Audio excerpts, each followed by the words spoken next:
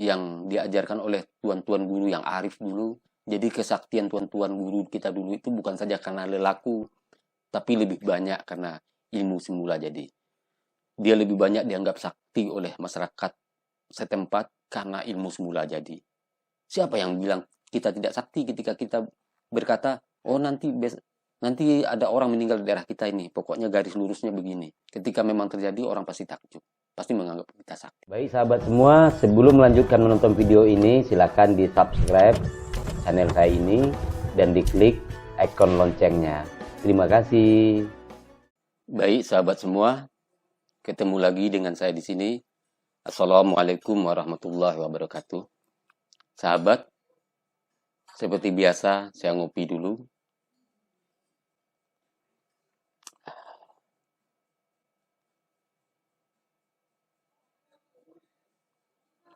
Bismillahirrahmanirrahim.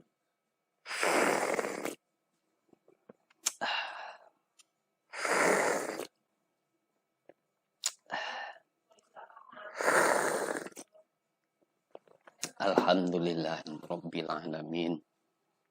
Sahabat, kenapa sebenarnya kita kalau ngopi itu tidak perlu pakai gula?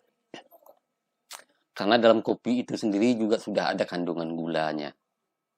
Tapi karena pengaruh dia disangrai, ya disangrai itu yang mungkin membuat dia terasa pahit di lidah. Tapi ketika kita meminum dengan cara yang benar, jadi ketika kita meminum dengan cara yang benar, maka pahitnya tidak terasa, bahkan kandungan gulanya itu terasa. Seperti halnya saya, ketika meminum, saya hisap. Jadi lidah saya naikkan ke atas langit-langit, lalu saya hisap. Bismillahirrahmanirrahim.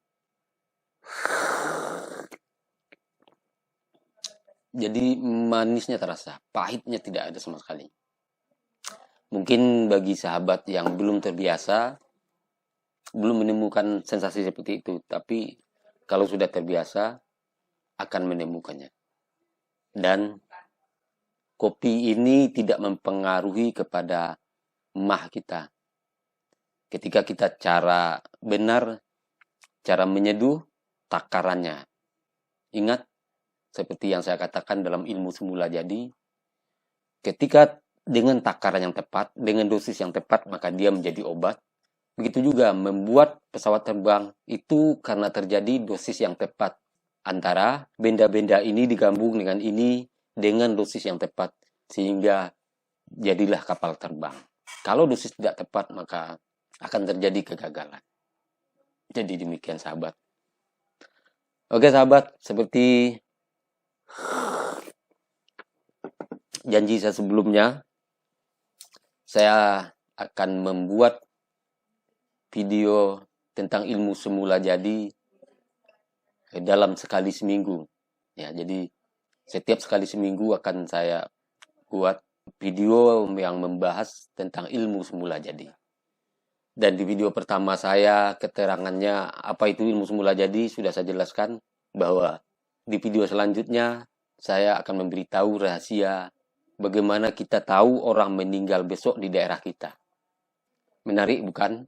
Ya, seperti dalam video saya sebelumnya juga saya katakan, ketika orang belum tahu rahasianya, ilmu semula jadi ini, maka dia akan selalu berpikirkan aneh, ajaib, dan bahkan mistis. Nah, disinilah intelektual penting. Ketika orang kita melihat sesuatu yang aneh, lalu dia beranggapan mistis, maka orang tersebut akan mudah ditipu oleh perdukunan dan lain sebagainya. Baik sahabat, tidak berpanjang kata, saya akan memberitahu. Tapi pada zaman sekarang, mungkin hal demikian lebih efektif ketika kita tinggal di kampung. Tinggal di kampung yang ayam masih banyak, jadi orang masih banyak pelihara ayam. Barangkali di daerah perkotaan, orang sudah jarang pelihara ayam. Nah, ini tidak efektif. Dan kita mungkin tidak bisa memakai ilmu ini. Bingung kan? Ya, jelas. Yang disebut ilmu semula jadi ini adalah ketika formulasinya ada, ketika rumusnya ada, maka dia pasti menjadi seperti itu. Jadi artinya, ketika di daerah perkotaan, atau di daerah manapun yang memang tidak ada orang memelihara ayam, maka kita tidak akan mengetahui. Dan kalaupun ada yang pelihara ayam, cuma 1 atau 2 orang juga kita tidak akurat untuk mengetahuinya. Bisa jadi kita tahu bahwasanya besok hari ada orang meninggal di daerah kita, tapi kita tidak bisa mengambil garis lurusnya. Tapi ketika memang kita tinggal di suatu daerah yang masih banyak orang melihara ayam, maka kita akan tahu persis garis lurusnya. Sehingga garis lurusnya itu, disitulah di salah satu rumah di garis lurus itulah bakal ada orang yang meninggal. Uniknya, walaupun orang yang meninggal di rumah itu, dia bukan berada di sana. Karena banyak kejadian, orangnya tidak lagi berada di sana. Misal lagi berada di rumah sakit, atau misal lagi perjalanan suatu acara yang maknanya pada hari itu, pada malam itu dia tidak di rumah.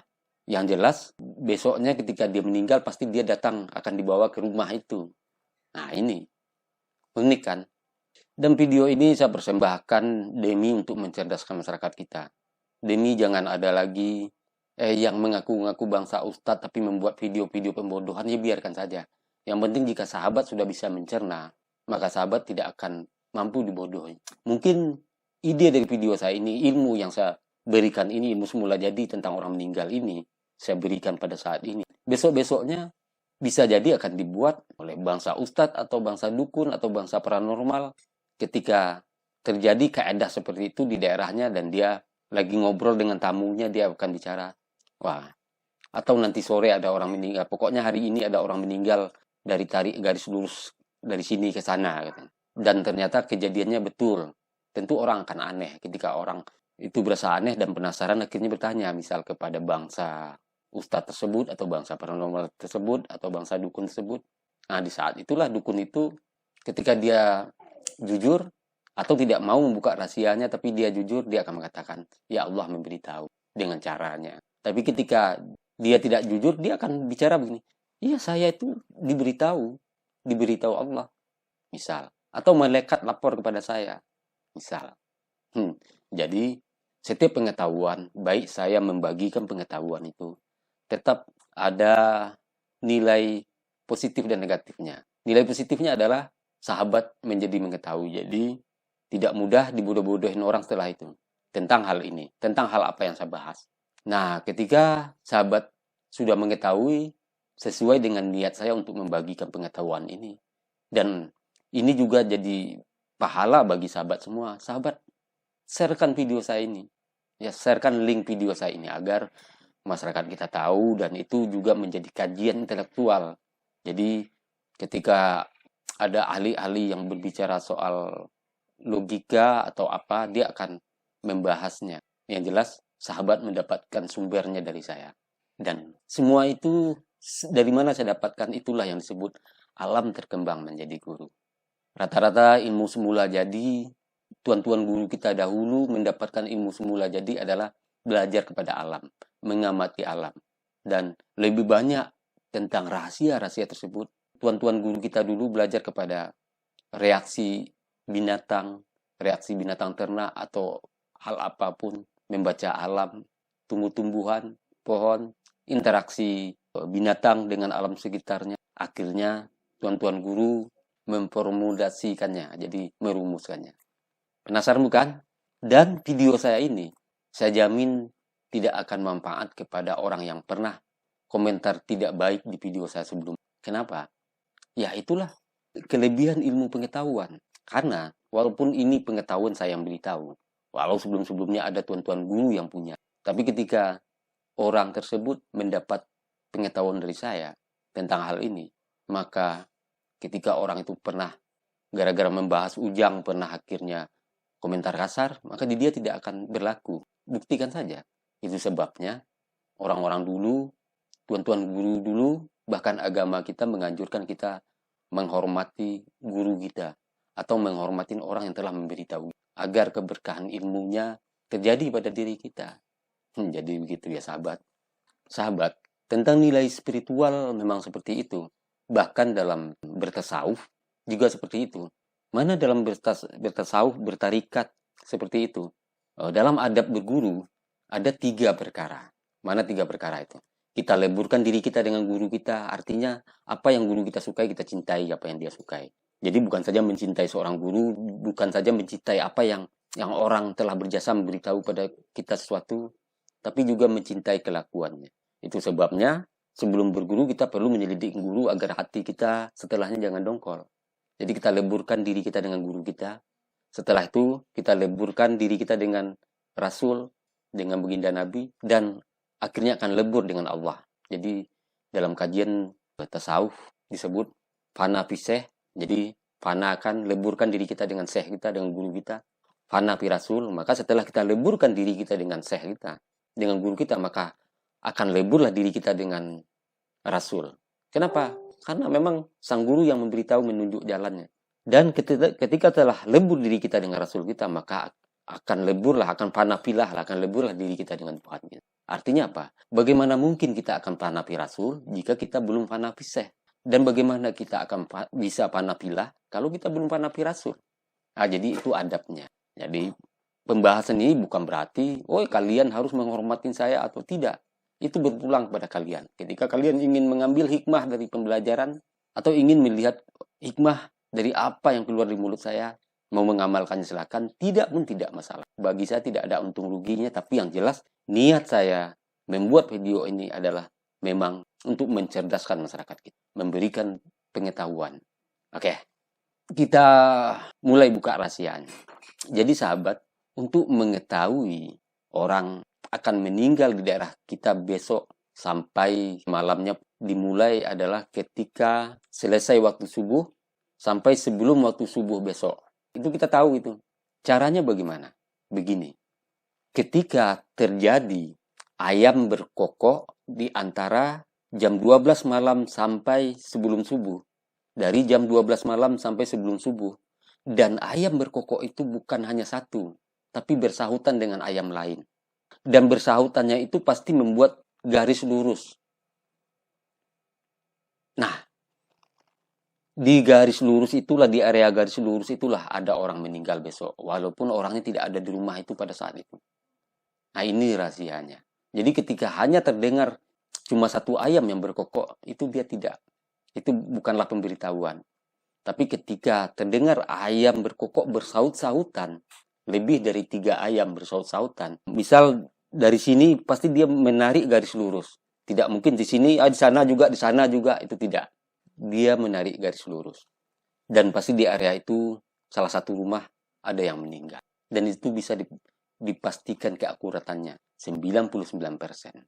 Dan seperti saya katakan tadi, ketika orang yang pernah komentar kurang ajar di saya tidak bermanfaat pengetahuan ini, ya buktikan saja. Dia tidak. Walaupun ada pemberitahuan seperti itu, telinganya akan dibuat kacau. Karena ini adalah persoalan spiritual. Apakah ayam berkokok itu nyata? Nyata. Bukan, tapi pendengaran orang yang pernah komentar kurang ajar, itu akan dibelokkan oleh nilai-nilai kespiritualan. Buktikan aja nanti.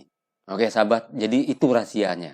Dari jam 12 malam sampai sebelum subuh, sesuaikan dengan waktu setempat. Ketika ada ayam jantan berkokok, saling sahut menyahut. Dan dia pasti membuat garis lurus. Ayam di sini, di sana, sana, pokoknya garis lurus. Maka di garis lurus itu salah satu rumah pasti ada yang meninggal.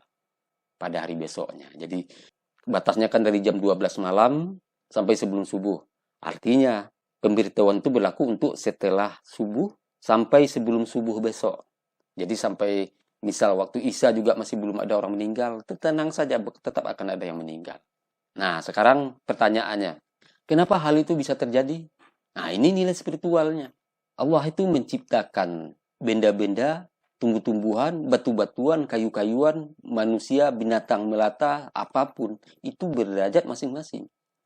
Derajat yang Allah berikan kepada ayam itu adalah dia bisa melihat malaikat maut pada jam sebegitu. Jadi malaikat maut itu turunnya tetap pada jam segitu ke rumah yang bersangkutan walaupun orangnya tidak ada di rumah itu. Nah, itu intelektualnya. Dari situ dasarnya. Baik sahabat, itu rahasia pertama. Itulah yang disebut ilmu semula jadi, ilmu yang diajarkan oleh tuan-tuan guru yang arif dulu. Jadi kesaktian tuan-tuan guru kita dulu itu bukan saja karena lelaku, tapi lebih banyak karena ilmu semula jadi. Dia lebih banyak dianggap sakti oleh masyarakat setempat karena ilmu semula jadi. Siapa yang bilang kita tidak sakti ketika kita berkata, oh nanti ada orang meninggal di daerah kita ini, pokoknya garis lurusnya begini. Ketika memang terjadi, orang pasti takjub, pasti menganggap kita sakti. Baik sahabat, demikian video saya kali ini. Terima kasih telah menonton. Mohon dibagikan jika berkenan agar menjadi pahala juga buat sahabat. Terima kasih. Sukses bagi sahabat dan kita semua di sini. Sukses bagi negara kita. Assalamualaikum warahmatullahi wabarakatuh. Sahabat sebangsa, setanah air, kita dianugerahi oleh Tuhan dan sudah menjadi hukum Allah. Kita hidup dalam perbedaan, berbeda suku, berbeda agama, berbeda etnis, berbeda bahasa daerah, berbeda budaya, berbeda adat, berbeda tradisi. Inilah yang namanya Indonesia, Negara Kesatuan Republik Indonesia. Jangan sampai karena perbedaan agama, suku, bahasa daerah, tradisi menyebabkan kita menjadi kelihatan tidak satu, tidak bersatu. Sahabat, musuh nyata negara kita adalah kabar dusta, koruptor. Mari kita jaga NKRI ini, karena pendahulu kita sudah sepakat bahwa kita Bhinneka Tunggal Ika, berbeda-beda tetap bersatu. Mari kita bersatu membangun Republik Indonesia ini yang akan hidup untuk selamanya. Merdeka, bersyukur atas negara yang besar ini, bersyukur atas keberagamannya, dan kita disatukan oleh Pancasila. Sukses buat sahabat semua, dan sukses selalu buat negara kita. Amin.